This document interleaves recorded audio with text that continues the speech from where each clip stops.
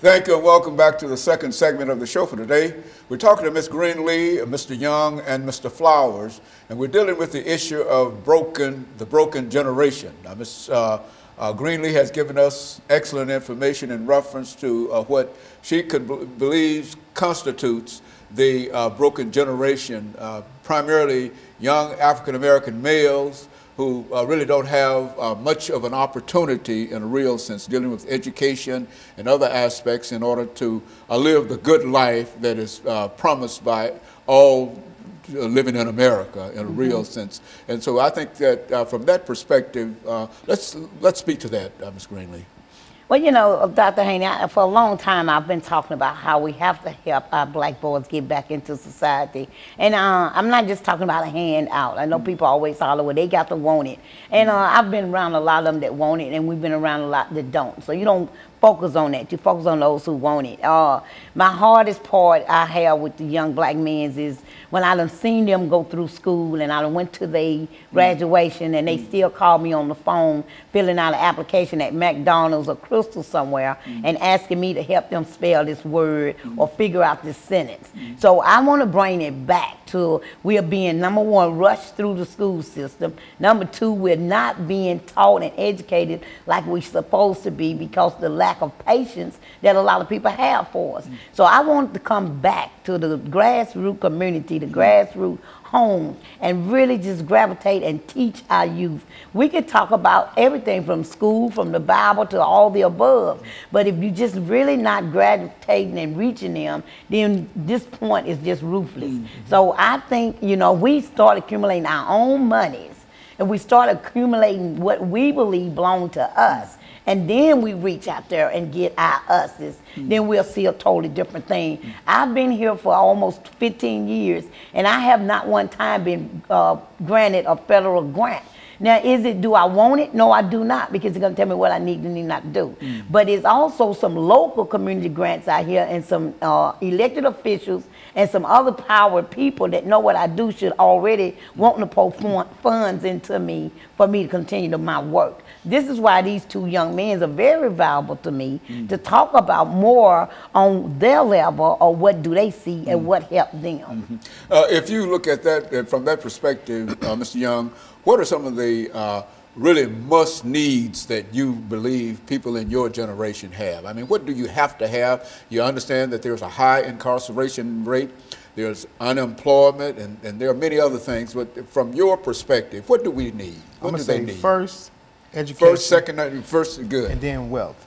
Because I can reflect back to the last 15 years that I've established organizations and groups with young kids, and I'll never forget the money that we spent, you know, to maintain, to, you know, take the kids out, to, you know, pick them up, to feed them. You know, it costs a lot of money, and then you got to pay your staff. So it definitely has to do with, you know, the money part as far as keeping these organizations, you know, together. You know, I go back and look, and, you know, 1999 we had all kind of different organizations. Now you look, there's only like maybe 2 or 3 organizations when it comes to dealing with our young black boys. What about you, Mr. Flowers, from that perspective?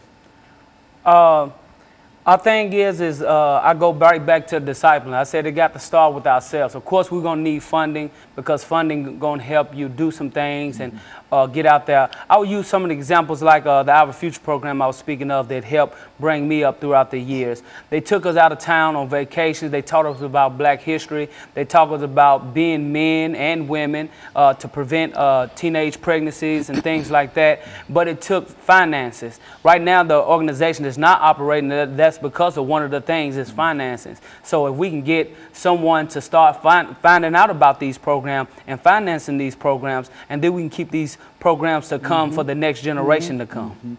In a real sense, you think that the local governments and the federal government and individuals ought to be willing to provide the resources. That is, the clients are there.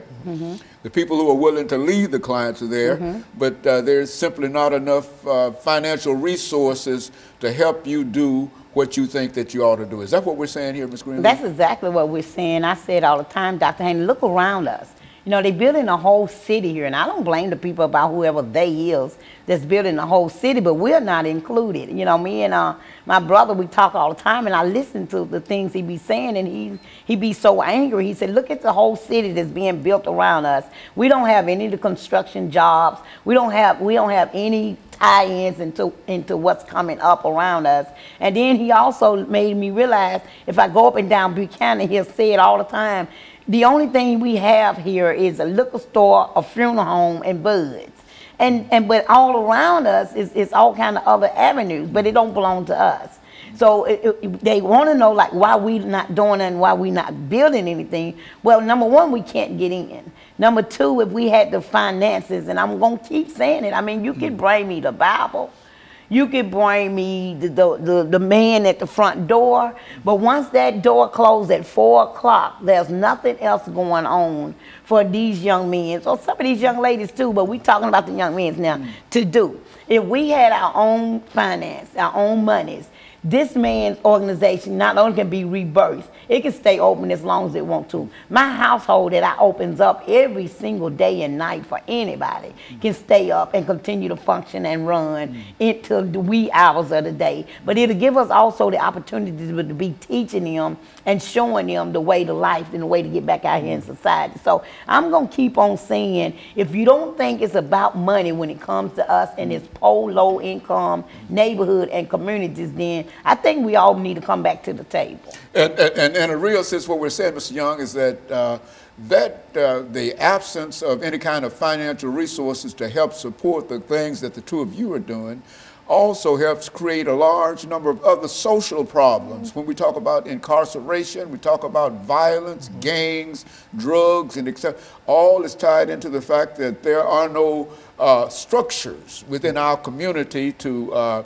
help, excuse me, alleviate some of these problems. Is that what we're saying? I definitely agree with that. And another thing that's so valuable, you know, to add on to your point is that, you know, these organizations, you know, like the I Have a Future, I remember that program, you know, and Calvin Peterson, he ran that program for years and years and years. And I just remember one day he was saying, well, you know, I got to let the program go. And I never understood why he said that, but, you know, now seeing, you know, what I see now is based on finances, based on the money. No kind of support. But our part, right. Not just from the local government, but also from your neighborhood. Neighbors, neighborhood got to pitch in, the leaders, everybody. There's such a, and of course what we're going to do, we're going to take our second commercial break, and then we're going to come back during this last segment and allow you to further elaborate upon what the three of you consider to be some of the issues. And we'll be back with our audience following this very, very short commercial break.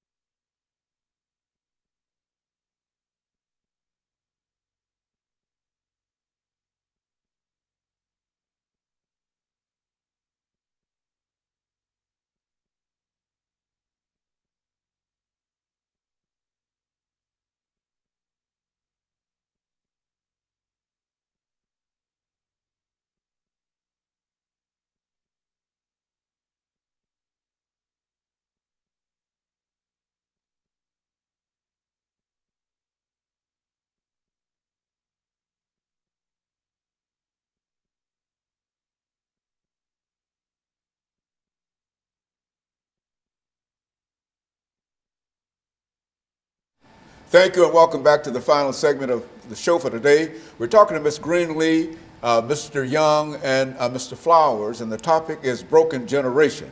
What we're trying to do with this program this morning, Ms. Greenlee, is to make people aware of the lack of any kind of resources that can help many of our young people stay out of trouble in a real sense. And I think the term you use is broken generation, and I think that a large number of our young people fall within that category, not because of their own inability to do anything, but simply because of the inability of the government, local communities, private organizations to help provide the resources that are necessary to keep them out of jail, to keep them out of killings and et cetera. Speak to it from that perspective, Ms. Greenlee. Well, Dr. Haney, if you really look at it, people do their research. Everything that we had, like Mr. Young was saying from the early 90s, it's either been cut out, it's been shut down, or it's been taken away. The budgets have been cut. It always been cut in our low-income communities. We had it where we was filtering out. So now you want to talk about the high rate of incarceration, the drug sales, the gangbangers. Okay, everybody know my son was murdered by a gang member, but it was not because he was struggling, he couldn't find a job and stuff like that. It was because wouldn't nobody let him in. So if you got people, getting busted selling drugs and stuff like that, you got to think, they trying to work. Everybody don't have a felon. Everybody not going to be able to go to